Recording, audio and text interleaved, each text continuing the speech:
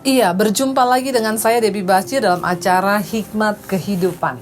Saya percaya hikmat ini ditulis untuk membawa kita semakin hari semakin bijaksana dalam melangkah, supaya kita terhindar dari kesalahan dan banyak malapetaka karena kita salah mengambil keputusan. Salomo menulis kitab Amsal ini memberikan kepada kita hikmat dan didikan. Hikmat adalah pengertian Tuhan. Hari ini kita sudah sampai pada pembahasan Amsal pasal yang ketiga. Karena ayat ini cukup panjang, pasal ini cukup panjang, kita akan bagi saudara. Hari ini kita hanya akan membaca ayat yang pertama sampai ayat yang ke-10. Saya percaya saudara pasti akan diberkati oleh Tuhan. Judul perikopnya adalah berkat dan hikmat. Berkat dari hikmat. Ya, kenapa kita belajar kitab Amsal? Agar kita memperoleh hikmat. Apa itu hikmat? Hikmat adalah pikiran Tuhan, pikiran Allah. Ya, dan ketika kita mendapatkan hikmat pasti ada berkatnya. Nah, berkatnya apa? Hari ini kita akan belajar sama-sama berkat dari hikmat. Jadi tidak sia-sia saudara mempelajari kitab Amsal supaya kita memperoleh hikmat. Dan kalau kita memperoleh hikmat, ada berkat apa yang akan kita dapatkan dari hikmat itu, ya. Amsal 3 yang pertama, hai anakku, janganlah engkau melupakan ajaranku dan biarlah hatimu memelihara perintahku. Ya, hikmat berkata bahwa kita harus menjaga, ya, janganlah engkau melupakan ajaran hikmat itu dan biarlah hatimu memelihara perintah, memelihara hikmat itu, ya. Karena supaya apa saudara? Supaya apa kita memelihara hikmat? Supaya apa kita memelihara perintah itu, ya? Ayat yang berikutnya di sana dikatakan ayat 2 Amsal 3 ayat yang kedua. Karena panjang umur dan lanjut usia serta sejahtera akan ditambahkannya kepadamu. Orang yang berjalan dalam takut akan Tuhan, di dalam hikmat, Tuhan akan memberikan bonus umur panjang kepada dia. Ya, kenapa? Karena orang yang hidup dengan takut akan Tuhan itu artinya hidup kita berdampak bagi kerajaan Allah, sehingga Tuhan akan memberikan pada kita umur panjang supaya hidup kita ini bermanfaat bagi banyak orang, ya. Ayat yang berikutnya, ayat yang ketiga, janganlah kiranya kasih dan setia meninggalkan engkau. Kalungkanlah itu pada lehermu, tuliskanlah itu pada loh hatimu. Semua yang kita lakukan itu, ya, tanpa kesetiaan itu akan menjadi sia-sia. Kenapa? Karena kesetiaan itulah yang dicari hari-hari ini saudara. Banyak orang rajin, banyak orang pintar, banyak orang ahli dalam melakukan segalanya, tetapi tanpa kesetiaan itu akan menjadi sesuatu yang sia-sia. Segala sesuatu yang kita lakukan di atas dasar kesetiaan itu pasti akan menghasilkan buah. Saya beri contoh saja, untuk pertama kali memulai channel YouTube ini saudara. Ya, kalau orang sekarang berlomba-lomba bikin channel YouTube misalnya biar terkenal atau bisa biar dapat uang dari YouTube itu, maka saya yakin mereka akan mundur di tengah jalan. Kenapa? Karena landasan dari melakukan sesuatu itu adalah kesetiaan. Ketika kita setia, ya, mengikut Tuhan itu dasarnya adalah setia. Kalau kita nggak setia, saya sendiri dalam mengikut Tuhan, saya bertobat tahun 95. Berarti kalau dihitung sampai hari ini tuh sudah berapa tahun ya? 95, ya, 2005, ya, sekarang sudah sekitar 25 tahun, 26 tahunan saya bertobat terima Yesus saudara, ya. Kalau tanpa kesetiaan, maka saya percaya itu akan menjadi sia-sia. Mungkin saya mundur di tengah jalan karena saya menghadapi proses persoalan, ya. Kesetiaan adalah dasar dari segala yang kita lakukan. Tanpa kesetiaan semua akan sia-sia. Nah, anak-anak muda zaman sekarang itu mereka banyak yang pintar, banyak yang ahli, tetapi kesetiaannya itu saudara, ya, sudah, ya, banyak yang berkurang. Kenapa? Karena mereka melakukannya itu mut-mutan saudara, ya. Ketika kita melakukannya atas dasar setia, kenapa saya membangun channel YouTube Debbie Basir TV ini, ya? Dari awal kerinduan saya supaya saya bisa membagikan firman Tuhan, karena YouTube itu lintas budaya, lintas agama, lintas negara, ya, bahkan lintas usia. Kita bisa membagikan sesuatu yang positif, ya. Dan tapi tanpa kesetiaan, ketika pertama kali saya membangunnya saudara, saya dengar orang-orang berkata mereka dapat duit dari YouTube mereka. Saya sudah puluhan ribu dimonetize aja belum dari YouTube. Dan kalau saya nggak setia, kalau saya melakukannya dengan motivasi yang lain, pasti saya berhenti di tengah jalan. Tetapi saya mau setia kepada apa yang Tuhan taruh di hati saya, ya, apa yang Tuhan taruh, bagikan Injil kerajaan ini sampai ke seluruh dunia. Saya setia melakukannya. Kalau sampai hari ini ada ratusan subscriber, itu bonus dari kesetiaan. Karena itu firman Tuhan hari ini berkata, Amsal ini berkata, janganlah kiranya kasih dan setia meninggalkan engkau. Kalungkanlah itu pada lehermu, tuliskanlah itu pada loh hatimu. Pernikahan yang dibangun tanpa kesetiaan dan tanpa kasih juga akan menjadi sesuatu yang sia-sia. Kenapa hari-hari ini orang dengan gampang bercerai, orang dengan gampang membubarkan sebuah ikatan pernikahan? Karena mereka mengawalinya bukan dengan kasih dan dengan kesetiaan. Kita perlu membangun segala hal dalam hidup ini dengan kesetiaan dan kasih, saudara. Kenapa? Kalau orang menikah karena cinta, ya, cinta itu bisa bubar, bisa habis di tengah jalan, ya.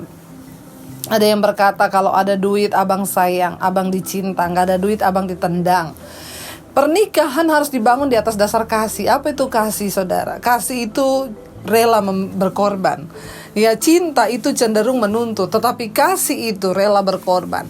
Saya banyak, saudara, mendapat hari-hari ini orang konseling, ya, suaminya mau bercerai, alasannya karena gini-gini, untuk alasan yang sepele. Kenapa? Karena mereka membangun sebuah pernikahan dan rumah tangga itu tidak dilandasi oleh kasih dan setia. Makanya Amsal pasal yang ketiga ayat yang ke-4 hari ini berkata, ayat yang ketiga hari ini berkata kepada kita, janganlah kiranya kasih dan setia meninggalkan engkau. Kalungkanlah itu pada lehermu, tuliskanlah itu pada loh hatimu. Ayat yang keempat, maka engkau akan mendapat kasih dan penghargaan dalam pandangan Allah serta manusia. Apa yang kita dapatkan ketika kita menuruti hikmat, hidup dengan kasih dan kesetiaan? Ya, berkat dari hikmat adalah firman Tuhan berkata, maka engkau akan mendapat kasih dan penghargaan. Ya, saudara, kebutuhan dari setiap manusia di dunia ini adalah dikasihi dan juga dihargai. Ya, mau pendeta, mau jemaat, siapapun, ya, kita itu pengen dikasihi dan dihargai. Ya, dan itu sebuah kebutuhan dalam diri manusia. Yang salah kalau kita menuntut, ya, untuk dihargai, itu salah. Tapi kebutuhan manusia, karena itu kalau kita dikasihi dan dihargai itu kita pasti senang. Siapapun orang itu senang dikasihi anak, dikasihi orang tua, dikasihi suami, dikasihi istri, dikasihi orang.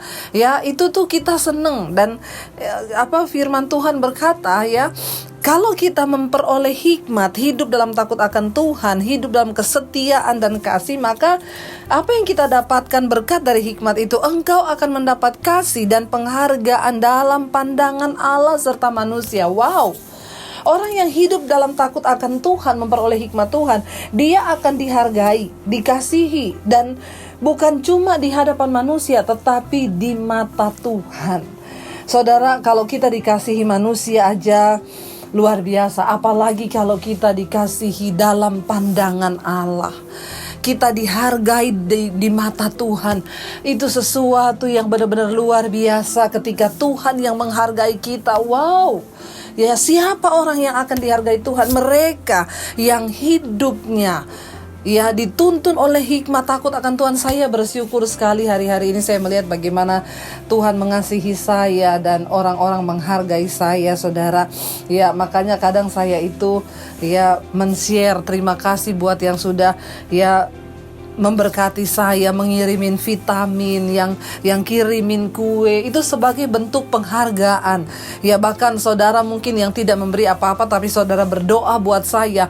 Ya, di kamar-kamar mau engkau menyebut nama saya, berkati Ibu Debbie Basir. Saya membaca semua berkata, Ibu, kami tetap mendoakan Ibu dalam acara mesbah doa.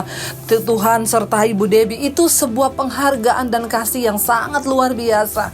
Ya, makanya saya meminta saudara tetap doakan saya dan keluarga untuk kami juga boleh tetap setia kepada Tuhan. Ya, apapun persoalan, apapun tantangannya, kami mau setia. Kenapa? Orang yang setia, ya, dan orang yang hidup dalam kasih dan kesetiaan, mereka akan mendapatkan penghargaan bukan hanya di mata manusia, tapi di mata Tuhan. Dan saudara bisa bayangkan kalau kita dapat penghargaan di mata Tuhan. Wow, saya bersyukur lewat pelayanan ini, semua yang saya bangun dalam kesetiaan dan ketekunan kepada Tuhan. Sekarang saudara, saya mau kemana aja semua pintu terbuka. Saudara bayangkan, saya mau ke kota ini, Ibu nanti kalau ke Medan mampir, ini rumah saya, ini alamat saya. Ibu nanti kalau mau ke sini mampir, ibu kalau ke Australia mampir, ibu ke Amerika mampir, ibu kalau mau ke Belanda mampir, ibu. Wow, itu kan sesuatu yang luar biasa. Bukan hanya itu, ketika saya berada di kota-kota itu, saya ketemu dengan para subscriber. Mereka benar-benar mengasihi saya, menjamu saya, bahkan bukan apa-apa, saya pulang udah dibeliin oleh-oleh dan lain sebagainya. Itu tuh sebagai tanda penghargaan loh. Ini Alkitab yang ngomong loh. Kita akan mendapat penghargaan bukan hanya di mata manusia, tapi di mata Tuhan. Ya, dan saya percaya kita semua senang kalau orang itu memberikan penghargaan, tetapi jangan menuntut untuk dihargai. Tapi bonus dari orang yang hidup takut Tuhan, bonus dari orang yang mengikuti hikmat, maka dia akan memperoleh penghargaan di mata manusia dan di mata Tuhan. Ayat yang berikutnya, saudara, ya, ayat yang ke-5, percayalah kepada Tuhan dengan segenap hatimu dan janganlah bersandar kepada pengertianmu sendiri. Ya, firman Tuhan berkata, ya, banyak orang yang berkata percaya pada Tuhan, tapi sedikit orang yang berani mempercayakan hidupnya kepada Tuhan.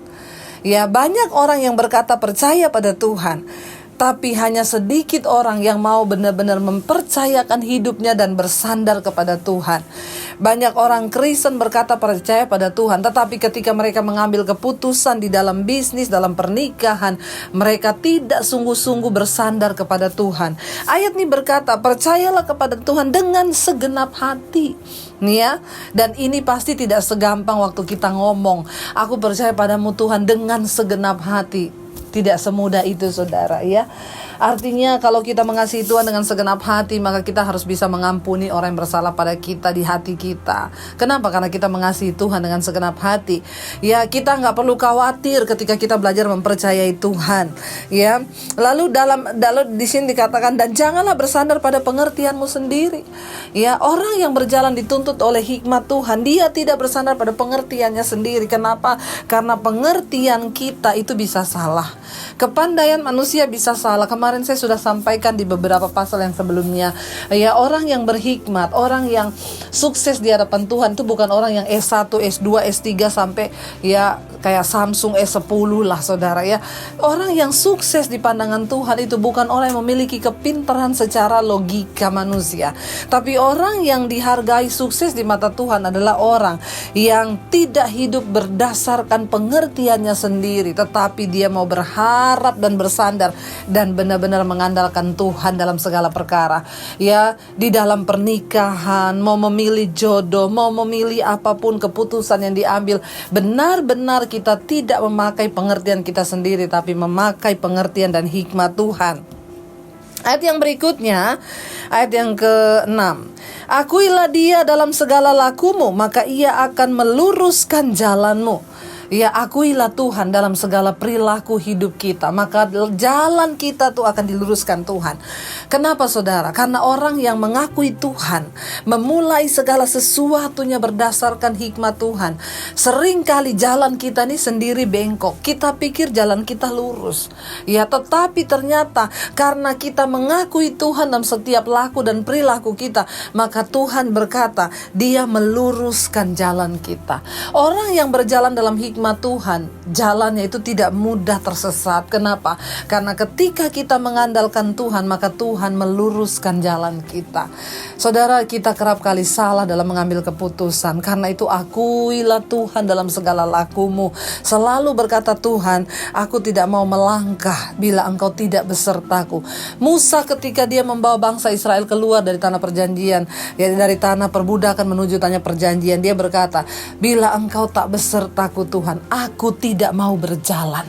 Seperti itulah orang yang mengandalkan Tuhan dan mengakui Tuhan dalam setiap tindakan hidup kita. Ya, Tuhan berkata kepada Musa, aku akan mengirim malaikat menyertaimu. Musa bilang, tidak, aku tidak menginginkan malaikat menyertaiku. Aku mau engkau sendiri Tuhan yang menyertai kami.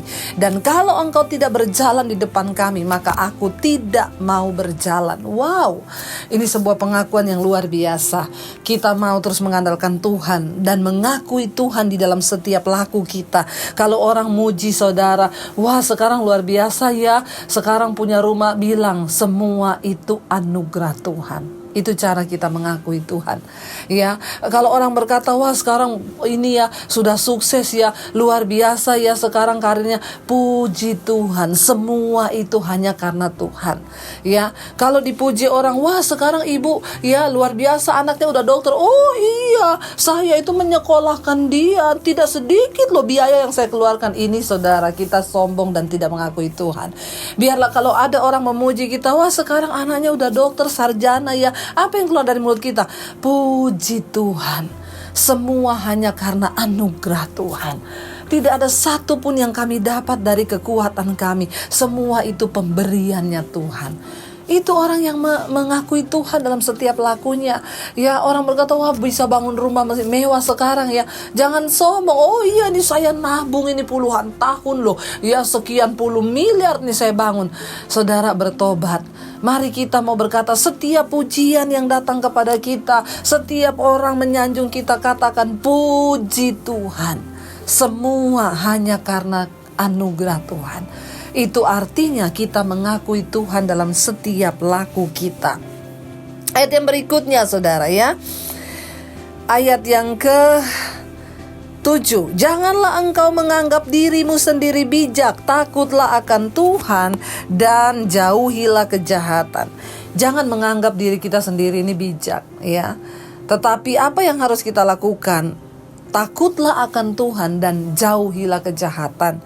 Ya, jangan pernah menganggap kita pintar. Ya, jangan pernah sombong dengan hidup ini. Ada orang-orang berkata, oh iya, oh saya ahli itu, saya ini kan sarjana, memang saya sekolah di bidang itu. Enggak. Semua karena Tuhan, bukan karena kepandaian kita. Ya, tetapi semua yang kita dapatkan hari ini itu hanya karena Tuhan. Janganlah engkau menganggap dirimu sendiri bijak. Takutlah akan Tuhan dan jauhilah kejahatan. Jangan merasa saya bisa memutuskan ini. Oh, saya bisa begini. Kalau gitu hari ini saya mau, ada banyak orang yang sombong hidup tanpa takut akan Tuhan. Mereka melakukan semua tindakan mereka tanpa pernah mengakui Tuhan. Alkitab berkata, jangan menganggap dirimu bijak, tetapi takutlah akan Tuhan dan jauhilah kejahatan. Mari kita hidup sungguh-sungguh takut Tuhan dan menjauhi segala kejahatan, saudara. Supaya apa? Supaya hidup kita terhindar dari segala malapetaka. Takut akan Tuhan artinya apa? Walaupun orang tidak melihat hidup kita, tapi kita mau belajar hidup dalam kekudusan. Yusuf ketika dicobai sama tante Potifar, tidak ada seorang pun yang melihat. Ya, hanya dia berdua dengan istri Potifar di kamar. Tetapi Yusuf, dia berhasil. Dia menjaga hidup takut akan Tuhan karena dia tahu apa saudara. Takut akan Tuhan artinya orang menyadari semua yang dia lakukan itu Tuhan melihat. Ya, Yusuf tahu ada mata Tuhan yang melihat. Makanya dia tidak mau mencemarkan diri dalam kenajisan dan percabulan karena dia tahu Tuhan Maha melihat. Lalu ayat yang berikutnya, ayat yang ke-8. Ya, kenapa kita harus hidup takut Tuhan? Kenapa kita harus menjauhi kejahatan? Ayat 8. Itulah yang akan menyembuhkan tubuhmu dan menyegarkan tulang-tulangmu. Kenapa setiap kali orang nelpon kepada saya bilang saya sakit, Bu? Nomor satu saya ingatkan apa? Ada dosa enggak? Kenapa? Kita perlu bereskan. Ya, karena dosa itu bisa membawa penyakit dalam hidup manusia. Sekalipun tidak semua penyakit itu timbul karena dosa. Tetapi nomor satu yang bisa membawa penyakit dalam hidup manusia itu karena akibat dosa. Ya, Alkitab ayat ini Amsal berkata, waktu engkau takut akan Tuhan dan menjauhi kejahatan, itulah yang akan menyembuhkan tubuhmu dan menyegarkan tulang-tulangmu. Wow, ternyata hidup takut akan Tuhan itu akan membawa kesembuhan. Kenapa? Karena orang yang hidup takut akan Tuhan, menjauhi kejahatan, mereka selalu ada damai sejahtera, ada sukacita di hati. Dan benar Alkitab berkata, hati yang gembira itu obat yang manjur. Bagaimana hati kita bisa bergembira? Waktu kita hidup dalam kekudusan dan takut akan Tuhan. Ayat yang ke-9 di sana dikatakan, muliakanlah Tuhan dengan hartamu dan dengan hasil pertama dari segala penghasilanmu. Ya, muliakan Tuhan Tuhan dengan segala hartamu dan dengan hasil pertama dari segala penghasilanmu. Ini memberikan kepada kita sebuah teladan bahwa mari kita mencintai Tuhan di atas segala-galanya. Jangan cintai uang, jangan cinta harta, tapi kita mau taruh Tuhan di atas cinta kita akan segala-galanya. Ya, muliakan Tuhan dengan hartamu, ya, dan juga dari hasil pertama dari segala penghasilanmu. Itu yang sering dikatakan orang buah sulung. Waktu kita pertama kerja, kita dapat hasil, ini semuanya untuk Tuhan. Tapi cuma di awal, saudara, ya, kita memberikan itu, ya, kita persembahkan pada Tuhan. Sebenarnya ini berbicara tentang apa? Sikap hati yang mengasihi Tuhan lebih daripada uang. Ya, jangan memberikan kepada Tuhan hanya sisa-sisa. Saya banyak sedih melihat orang Kristen sekarang, maaf loh saudara. Ya, saya tidak bicara orang miskin. Di gereja sering saya temui orang yang mampu loh, punya mobil, ngasih kolekte di gereja, saudara. Maaf, uang 2000-an yang sudah lusuh, diuyek-uyek karena nggak mau ketahuan 2000 dimasukin dalam kantong kolekte. Ini namanya kita itu bukan memberi yang terbaik bagi Tuhan. Kita harus memuliakan Tuhan dengan harta kita, ya, dengan segala hasil pertama dari penghasilan kita. Ada orang-orang yang tidak menghargai Tuhan. Ya, kalau untuk bayar makanan aja kita bisa membeli, ya, di restoran beli kopi 50.000. Kenapa di gereja kita memberi kolekte tuh 2000-an? Saya sampai sedih. Saya pernah satu kali naik taksi, saudara. Saya bayar taksinya uang 100.000. Dia kembaliin saya uang 22.000. Bu, ini uang receh, Bu. Saya bilang, Pak, nggak ada uang yang lain yang gede-gede. Kenapa Bapak kembaliin saya? Ibu mau ke gereja. Karena biasanya orang kalau ke gereja tukar uang yang receh, Bu. Katanya untuk kolekte. Itu sopir taksi bukan orang Kristen, tapi dia sudah hafal gayanya orang Kristen. Kalau naik taksi, naik angkot, minta uang 2000-an. Untuk apa? Buat kolekte. Uang sudah lusuh, dipersembahkan. Maaf saudara, Tuhan itu memang tidak melihat jumlah yang kita beri, tapi sikap hati kita yang menghargai Tuhan. Mari kita belajar memuliakan Tuhan dengan harta kita. Kenapa? Ingat, harta itu tidak dibawa mati. Ya, kita tidak akan bawa satu pun, semewah apapun mobil yang kau miliki sekarang, kau ke kuburan juga cuma naik ambulans. Ya, semewah apapun rumah yang kita bangun, kita mati nanti hanya di kuburan, ukurannya 2x1. Ya, atau ada juga yang cukup gede. Saudara, tidak ada satupun, sehebat apapun harta kekayaan yang kita punya, ya, waktu kita mati kita nggak akan tinggal di rumah itu. Bahkan kalau kita datang duduk di pojok rumah aja orang semua ketakutan. Artinya apa? Pada satu saat nanti tidak ada satupun yang kita bawa. Mari kita mulai belajar hidup memuliakan Tuhan dengan harta yang kita miliki. Ayat yang 10, ya. Ayat yang ke-10 saya dikatakan, maka lumbung-lumbungmu akan diisi penuh sampai melimpah-limpah, dan bejana pemerahanmu akan meluap dengan air buah anggurnya. Ya, kenapa kita harus menabur? Kenapa kita harus, ya, punya sikap hati menempatkan Tuhan di atas uang dan harta kita? Karena orang yang mau menabur, orang yang suka memberi, Tuhan akan pelihara hidupnya. Percayalah saudara, saya ini sudah mengalami. Saya tidak pernah ditinggalkan Tuhan sendiri. Kenapa? Ya, saya setiap hari selalu berdoa, Tuhan, siapa yang Tuhan suruh untuk saya berkati hari ini? Ketemukan saya Tuhan dengan hamba Tuhan, dengan orang yang benar-benar membutuhkan. Itu artinya kita mau hidup dipimpin oleh Tuhan. Orang yang hidup menabur, saudara, dia tidak akan pernah kekurangan. Kunci dari kita hidup dalam kelimpahan adalah menabur. Ya, kalau kita memuliakan Tuhan dengan harta kita, kalau kita memberi kepada orang miskin yang berkekurangan, ya, saya tidak pernah melihat orang akan menjadi miskin karena dia memberi bagi orang lain. Justru yang engkau tabur bagi orang lain itu menjadi benih yang engkau tabur, dan benih itu satu saat akan tumbuh. Kita memberi, motivasinya bukan supaya kita diberkati, bukan. Kenapa kita memberi? Karena Tuhan sudah terlebih dulu memberi kepada kita. Karena itu saudara, mari kita sungguh-sungguh hari ini mencintai Tuhan dengan hidup, dengan harta, dan semua yang kita miliki. Baik, kita hanya akan membahas sampai ayat 10 saja karena ini panjang sekali. Kita akan lanjutkan besok. Saya berdoa saudara mendapatkan sesuatu dari pembahasan ini, dan mari kita berdoa. Terima kasih Tuhan buat pembukaanmu. Terima kasih buat kitab Amsal yang sudah Engkau tulis bagi kami. Hikmat adalah pengertian Tuhan. Ajar kami bukan hanya mendengar pengajaran ini, tapi belajar melakukan, supaya hidup kami di dunia ini terlindung, supaya hidup kami di dunia ini ini diberkati supaya kami memperoleh semua yang terbaik dari Tuhan.